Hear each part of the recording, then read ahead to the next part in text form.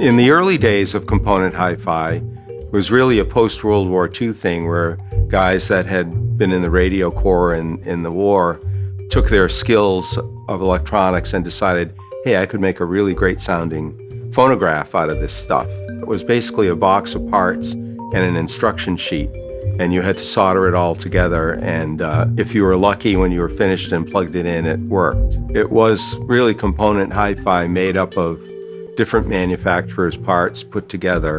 And of course, that required some expertise, and that gave rise to specialty shops that specialized in high-fidelity components. That then changed when the Japanese companies came in with, for the same price as a kit, you could now buy a fully assembled and tested unit. Acoustic Research was an iconic American brand that had miniaturized the full-range loudspeaker into a box that could fit into a typical domestic living room. This was quite revolutionary at the time. Previous to that, it was a theater system with horns and these big giant boxes and, very ugly industrial-looking thing.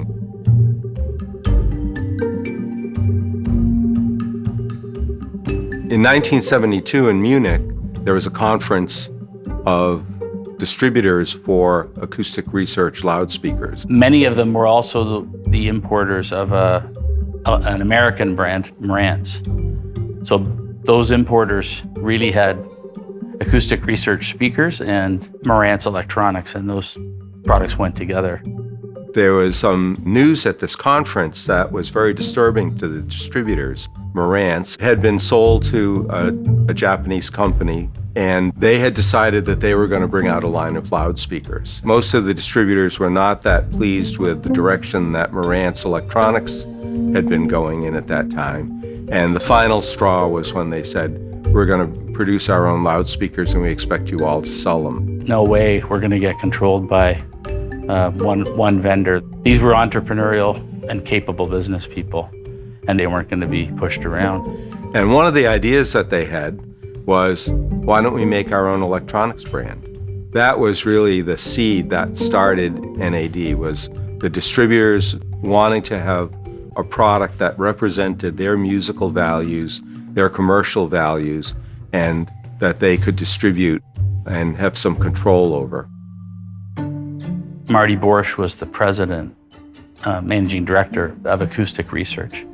So he was dealing with all of these importers on the loudspeaker brand. Marty was amazing in his human skills and a very trustworthy guy, which I think was extremely important. Loved music, obviously. He was an audiophile and just passionate about music. Marty was the kind of executive that didn't just have a business relationship with his customers. He had a very personal, very integrated relationship with the people he did business with.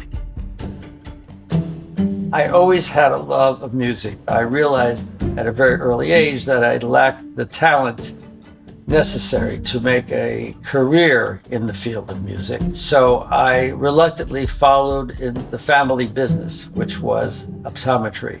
And at that time, I suddenly realized that there was a whole world of music reproduction in the home, which was a field called high fidelity. And I got into it in a big way and went to the hi-fi shows and used my limited budget to buy inexpensive equipment. I made kits. I put together speaker systems, and it was wonderful. And it then dawned on me that this is a field of endeavor that possibly I could make a contribution to this field. My wife encouraged me. She knew how unhappy I was as an optometrist. And I did. I gave up the practice and went back to school. And there I was in my 30s, starting all over again. And I graduated as an electronic engineer. And I very quickly got a job with a company that was the beginning of what turned out to be a lifetime in the field of music reproduction. So he was there during that foundational meeting when they were trying to figure out, okay, how do we get this electronics brand off the ground? I had a chat with one of the executives at AR, and we talked about this problem that I was facing in the international market. So he said, it's not Marantz that's important. It's your network that's important. Your guys, they know their market. So I thought to myself, he's right. I have to go out to my guys and talk to them about the idea of setting up a business where we make our own electronics and then we are not beholden to anybody. I think Marty had very broad industry relationships.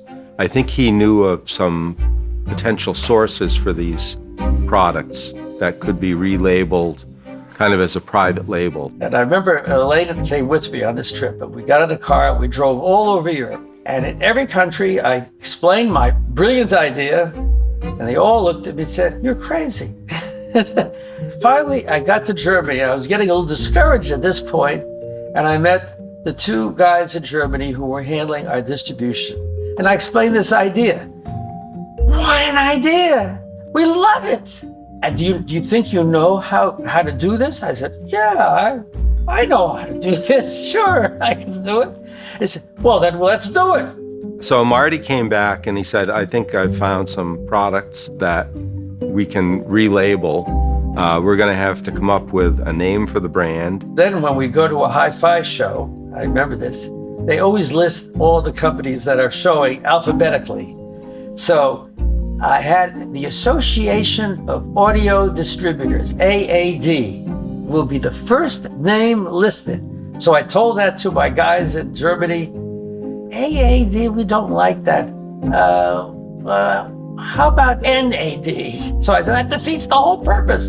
Oh, well, don't worry about it. Anyway, we already registered it. It's done. So that was it. So I said, well, what does it stand for? Neue Akustische Dimension. Forget it. It's going to be NAD, and if anyone asks, you don't know. It was a quite unusual sort of formula in the beginning, that this was the way it was driven by the people that actually sell the product, rather than being driven from a manufacturer's point of view, mostly European and sometimes American. We were just starting to see companies think about moving some of their production offshore. As distributors or importers, the owners of NAD in those early days, they had no manufacturing. So it was very natural for them to go offshore and start to have products built by contract manufacturers. Distributors would have to prepay, so they would have to buy letters of credit. As you can imagine, that was not easy to do, to basically say, okay, Marty, we trust you. Here's our 100,000 Deutschmarks or whatever the local currency was, and you go out and buy these things and we'll take delivery when they're available. You can picture a big U-shaped table, and Marty would go up and list the countries that were there, list the product ideas, and go around to every distributor and say, okay, if we do that product, how many are you going to buy? They trusted each other. He had built his reputation in the industry on trust, so that transferred beautifully.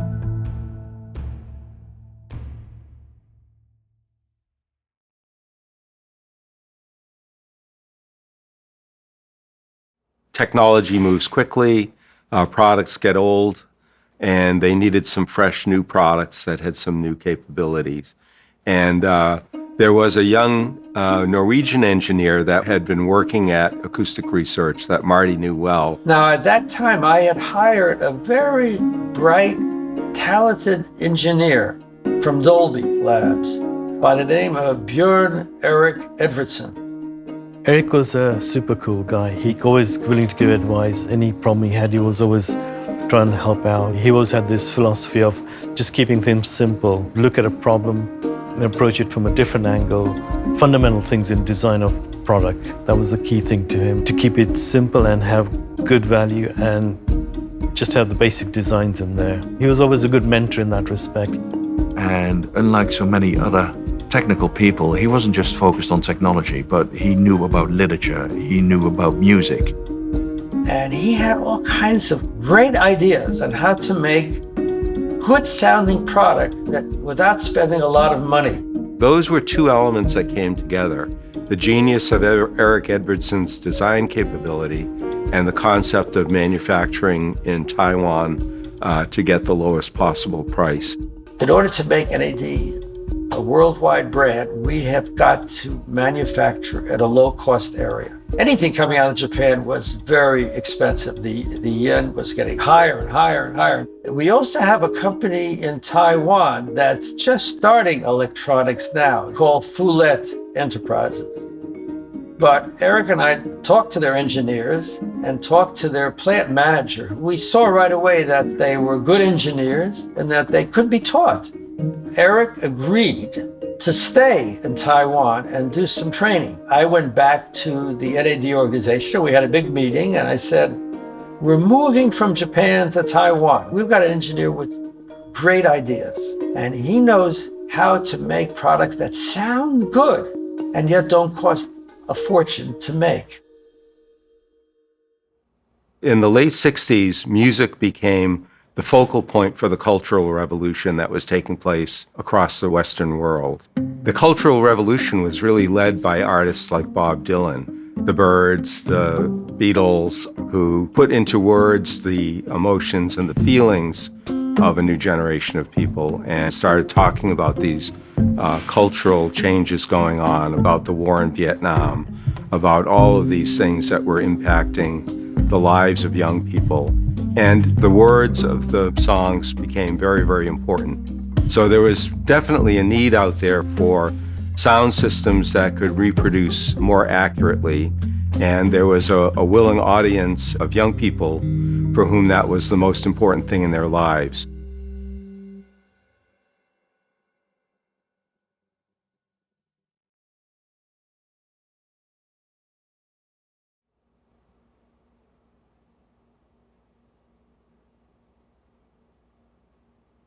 It wasn't until the NAD 3020 came along, which really caused, well, I would say in the hi-fi world, true upheaval. This is the era where you have amplifiers with loads of buttons and big meters and tremendous power. And here came this little unassuming amplifier, which frankly speaking, we all thought looked pretty ugly until you connected it. And I think that's where my relationship with NAD started, because it sounded fantastic and it would outplay all of these big amplifiers that would cost tons more money. And of course, I was at that age where money was always a problem. So we thought we'd have our big press party in Britain. I was starting to launch into all the wonderful features that this amplifier had without bothering to mention the key issue, which was that it was only 80 pounds retail. The concept of the 3020, which was completely new and different from any product in hi-fi up to that moment, I would say driven a lot by Marty and by the key distributors of the day, because they were looking for a product that changed the game. It's a fact that that product reached a market of people, that this would be the people who didn't have a lot of money.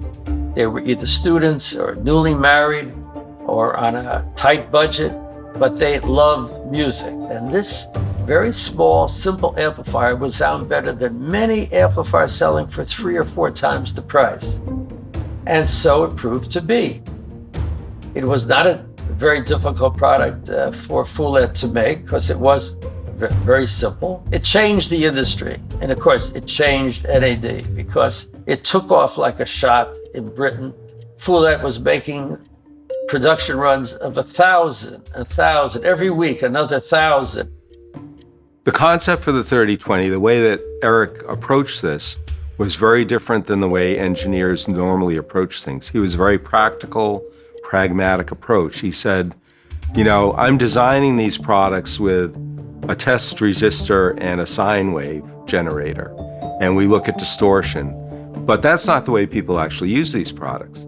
They're going to hook it up to a loudspeaker, which is a much more complicated load on the amplifier, and we're going to play music through it, which is a much more complicated waveform than a simple waveform. Erik really early on recognized that music, per definition, is dynamic.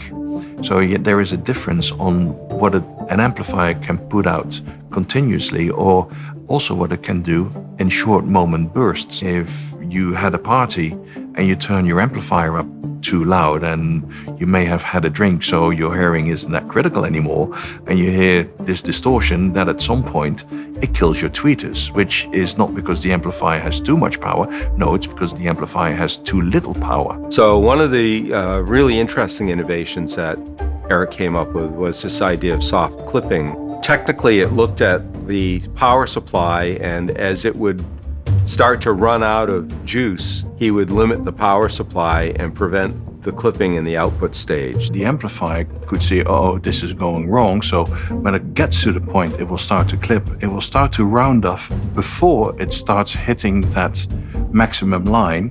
Audibly, even if you drove the amplifier into overload, the soft clipping would make that overloaded sound actually quite pleasant. You never got the harsh, edgy sound of a clipped amplifier. The NAD 3020 was the iconic product that set NAD's course to become the company it is today. It was touted as the truly musical amplifier, but it's also when NAD realized that this actually is rather special and we can put more of a commercial spin on it as well. You're going to have a hard time finding any piece of consumer electronics that appreciates in value over time because of that legacy, because of that story, and also because it still outperforms many amplifiers on the market today. I don't think we know exactly how many were sold, but it is somewhere in between 1.2 and 1.4 million, which is still making it the most sold amplifier ever.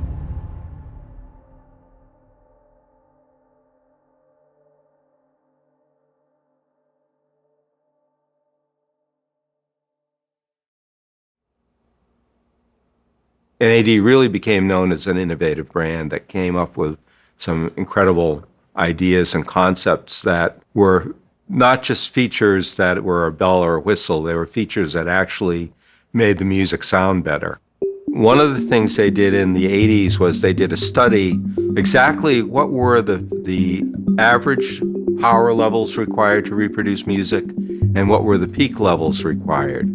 And they found the most dynamic music they could find, the 1812 Overture by Tchaikovsky with a cannon shooting at the end. And these were the LPs that had the most dynamic swing on them, from the most quiet to the most loud. And they realized that the traditional amplifiers of the day didn't have enough dynamic power to reproduce those musical peaks. And so what you need is dynamic headroom. And that is exactly what the power envelope circuitry would do. It would give you dynamic headroom and bags of it too. What Erik did with the 2200 was allow the amplifier to run on two sort of power levels. The normal steady state sort of power, which was the 2x100 watts. But if the music demanded, it could switch up to this higher power supply where it would pump out prodigious amounts of power, like 400, 500 watts. So it would actually play much, much louder and behave like an amplifier that would be like 3-4 times the power. And even today you can find YouTube films where people tested 2200, a vintage product, and they tested 20 years after date, and they drive it dynamically into 2 ohms, and it will put out as a monoblock close to 2000 watts. I mean, it's outrageous. And again, such a real world approach. Power envelope was a very interesting technology, but it did have a couple of limitations to it.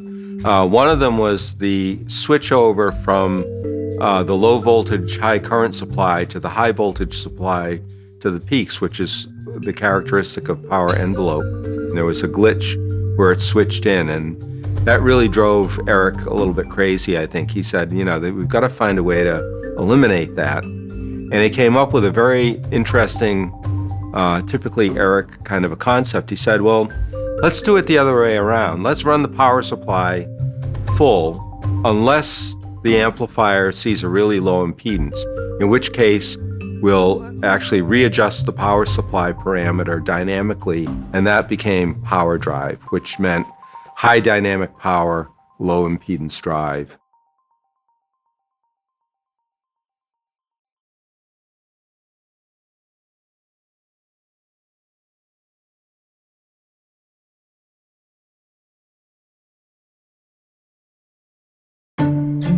When you tell the NAD story and you tell the Lenbrook story, from 1978, you see 3 or 4 times through those stories where the companies really come together. They were using a contract manufacturer in Taiwan, and that manufacturer kind of overnight gave NAD an ultimatum. We at Foolad have decided that we are the important element in the success of NAD. We are going to acquire NAD. We're going to buy you. They were producing 80% of all the products that we sold. So I called a hasty board of directors meeting and very reluctantly presented the plan. Our Canadian distributor, a certain David Simmons, said, "No way, we're going to fight this. We have to find another factory." A. Lin, who had been the plant manager at Foolad for many years, had left and started his own trading company. And he knew all of the factories in Taiwan, and he knew other factories. He assured me, "I know another factory that's at least as good as Foolad, but it's going to take them 8 months to a year to tool up and be ready to produce." There was going to be a gap of between 8 months and a year in which there would be no product shipped. So we knew that we had to stay alive for a year. Distributors had to order for the next full year, pay for the next full year. It was unbelievable, actually. I can remember, my dad with files on the dining room table, this country, that country, everybody's orders, are they paid? And I had a year's worth of inventory paid for in advance, which meant that we could stay alive for 1 year because of the total support of our sales network. NAD became much more than just a tiny company in terms of how many products it would actually sell, and also the width and the scope of the products. We had been running it on the basis of the fact that the so-called parent company was being supported by a very small percentage override on the cost of the product. We effectively were not designed to make any money. The idea was that the distributors would make all the profit. It became difficult in terms of maintaining product quality and consistency. And this is where once what was an advantage, being small, agile, flexible, became almost like a little bit of an Achilles heel, because we couldn't do the sort of thoroughness that our products required. It was a recession, and we were short of cash. So we asked some of our distributors if they would be willing to step in. NAD owned its own US distribution company. We were actually looking to become a North American company. So we acquired the US sales subsidiary in 1991. In 1992, NAD was sold as a company to the Danish distributor, the Scandinavian distributor, a company called Audionord. They took over the NAD brand. We were the North American distributor. They owned the NAD brand.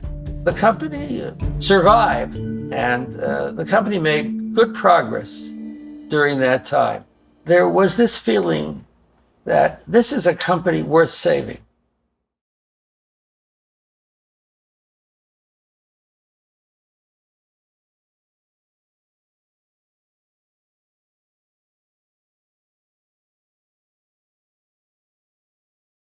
Marty really realized that you need to let Erik do what he's good at, and that is developing products that he really believes in.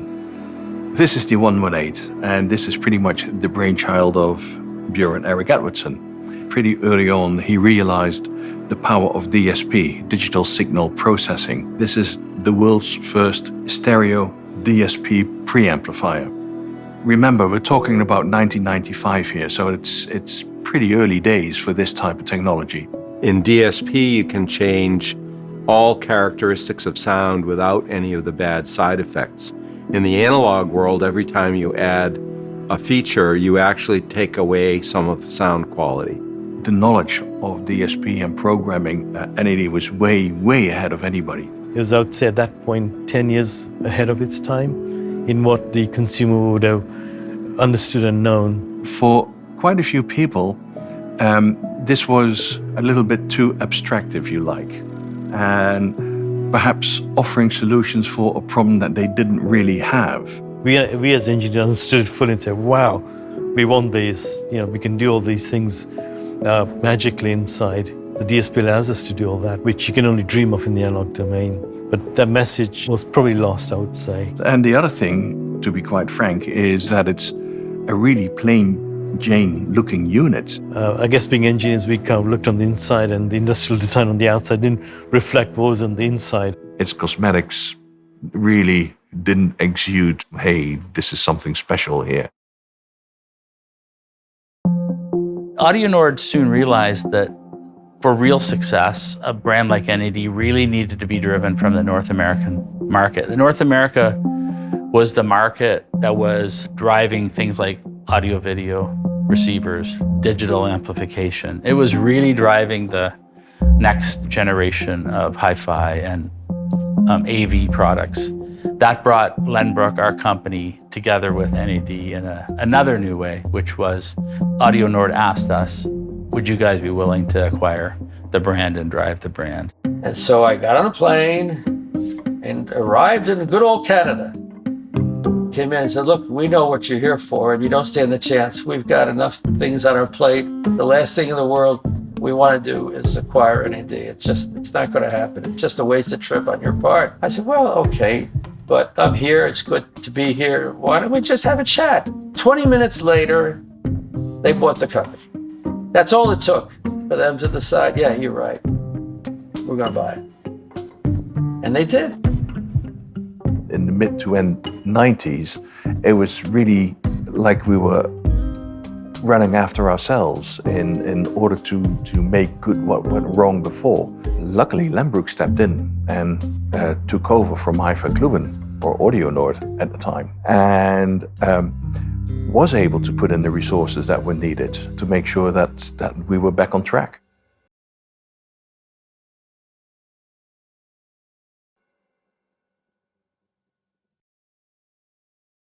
It was very important for NAD's future to create sellable, unique AVRs that have NAD attributes. I think there is a misguided belief that for AV, you could get away with perhaps less quality. You know what? An explosion or a gunshot is just that, an explosion or a gunshot. Lots of noise. We think that is a wrong approach to it. Perhaps you want to be able to play really high quality music in surround sound. So the approach to the quality of the amplifiers really shouldn't be that much different as you would have to normal stereo products. Part of the challenge was, how do we take the qualities that made us famous in stereo and translate them into this new audio-video world? And like we've done with our stereo amplifiers as well, NAD has always been noted that its power specifications, or all of its specifications, are really what it will do at minimum. And reviewers again and again confirmed, well, actually, it will put out more power than it specifies. Its distortion is actually lower than NAD specifications, which is really contrary to what was happening in the industry. All of these AV receivers out there had claimed in their brochure prodigious amounts of power, when in actual fact, they weren't that beefy at all. But we did make a point of making sure people would understand how we arrived at our figures and how the others would arrive at their figures. That is comparing apples with rotten pears. And so we came up with a way of expressing that we called full disclosure power, which in essence was sort of saying, well, the other guys are all cheating. We're going to tell you the whole truth here. And that kind of authenticity is something that is part of the NAD brand. NAD's spec sheet speaks to the reality. You can measure that, you can see that. And it's a rarity in the consumer business, and serves as a gateway into understanding other real concepts.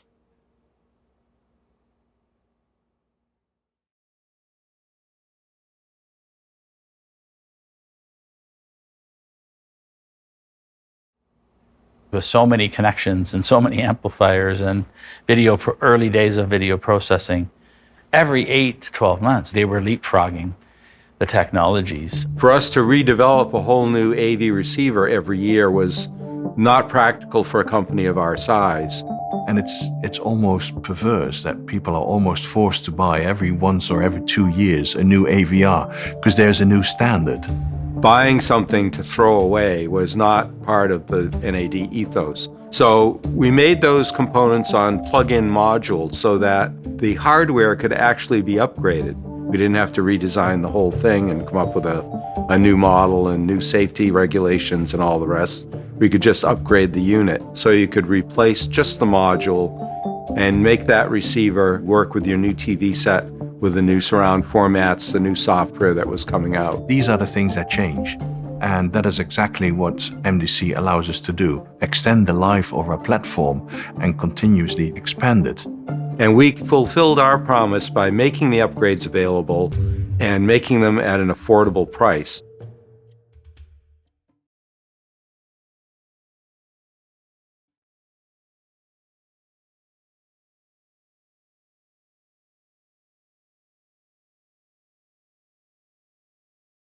We were at the end of the road for Class AB. And at the same time, Erik in particular had already been investigating what was happening on the Class D front. This is at an age that anything that reeked of Class D was vilified as almost evil. Erik persevered and knew that there was something in this technology. If you look inside the brain of a Class D amplifier, there's a lot of high rate changes of energy changing in those transistors.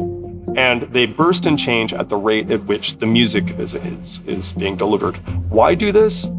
It's simply more efficient. It's how fancy electric drive systems work, even electrical motors and things that are mechanical. Class D amplifiers didn't have an effective way of compensating in real time for what was going on inside the amplifier. No one had figured out how to do that yet. Z-Tex had a concept for that. If you want to make a decent amplifier, you have to use feedback. It's only how you apply feedback. The technology, direct digital, where Z-Tech did a lot of development, but under our guidance in order to make this a really competitive sort of amplifier technology. Anything that was in the transistor that wasn't perfect, you could perfect it using the real-time feedback loop. And that worked really well. And it made that the amplifier had very low distortion figures, very stable into low frequencies, could drive any loudspeaker. This eventually led to the M2 amplifier, which was a groundbreaking product for us and for the industry. Made a statement that digital amplification had arrived. If you read the reviews of the time, those magazines that tested it and also that measured it said, well, this is the future. Erik Edvardsen was really proud of this. He was very involved in the development. He saw the future as being digital. This was a product that we put a marker in the sand saying, we will not come out with a digital amplifier until we can make a digital amplifier that exceeds the capability of analog amplifiers. People that listened to this amplifier would find that it was far more revealing, far more detailed than anything else out there. To do Class D really well was a bit more expensive actually than doing Class AB. We needed to find solutions that could be scaled, so we came up with hybrid digital that used a slightly different type of amplifier topology, switching amplifiers that work with an analog signal and do a very precise job of amplifying it. And again, it's through the relationships that we have directly with these companies that NAD was the first company to release an amplifier with Eigentech technology from a company Purifi, the NAD M33. That amplifier is so good that it's at the limits of what the very best measuring equipment can even measure. So sometimes you don't know whether you're measuring your own equipment, your measuring gear, or whether you're measuring the amplifier, because it's at that incredibly low level. This uses also feedback, but it uses feedback after the output filter. The amplifier is completely impervious to whatever loudspeaker you connect to it. Low impedance, high impedance. It only does amplification at the exact same level. It doesn't change in any way its own sound character. Distortion level is really low at very low volume levels. When there is silence, there is silence. You get that eerie black in the background. And you know what? That is actually where most of your listening happens. In that first watt is where you hear all the little, tiny little details that really gives you that insight into what you're listening to. And hooked to really good loudspeakers gives you a performance that is literally unheard of until Eigentakt came along. I love when people describe NAD as being pragmatic. It's a great word. That is what NAD is, and that led to great innovation.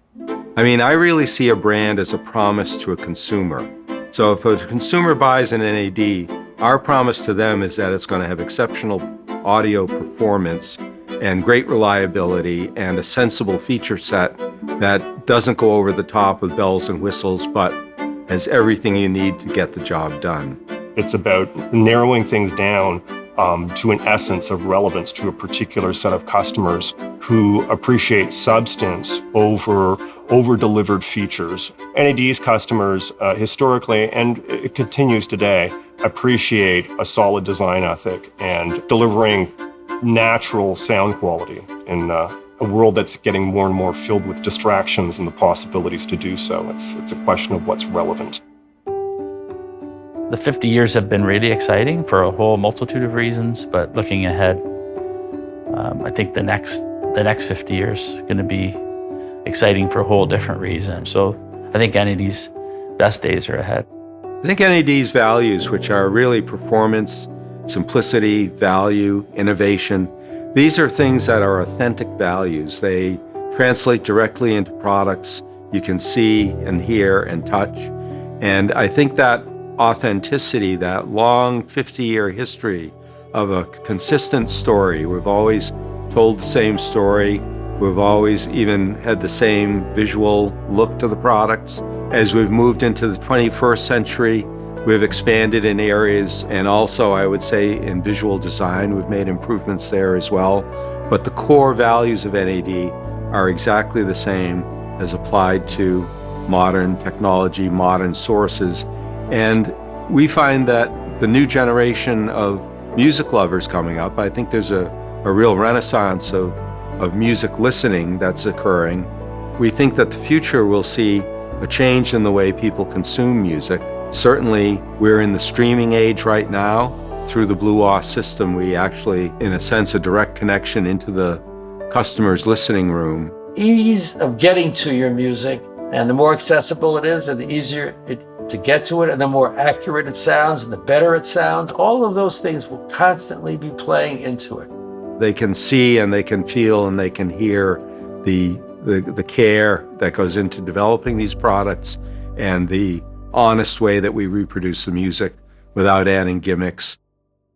I think that both Marty and Erik would be proud of where we are now, by looking forward into new technologies, but not forgetting where we came from. The core values will remain as is, and that we're getting into really exciting technologies, which Erik perhaps may have foreseen and Marty may have foreseen as well, but that it has progressed, because it's a relatively short time since Marty passed away and Erik passed away.